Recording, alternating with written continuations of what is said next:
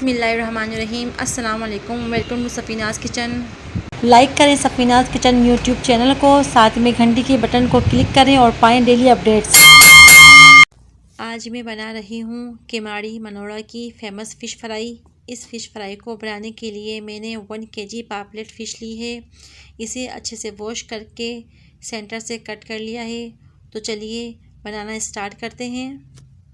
Fry के लिए मैंने यहाँ कुछ मसाले लिए हैं। ये तमाम मसाले मैंने 1 टेबलस्पून लिए हैं, जिसमें नमक, हल्दी, पिसा धनिया, काली मिर्च, चाट मसाला, गरम मसाला, पिसी लाल मिर्च और फूड कलर शामिल है। और 1 टेबलस्पून मैंने यहाँ पर कुटी मिर्च भी शामिल की है। इसका फ्लेवर बहुत ही अच्छा आता है। थोड़ा सा पानी शामिल करके तमाम मसाले अच्छे से मिक्स कर लें और साथ में 1 टेबलस्पून लहसुन अदरक का पेस्ट भी शामिल कर दें और अच्छे से मिक्स कर लें। नेक्स्ट साथ में 4 टेबलस्पून बेसन, 4 टेबलस्पून कॉर्नफ्लोर शामिल कर दें और साथ में थोड़ा सा पानी शामिल करने के बाद अच्छे से मिक्स कर लें और पेस्ट तैयार कर लें। नेक्स्ट फ़िश में मसाले को मैरिनेट कर दें और 2 घंटे के लिए इसे छोड़ दें।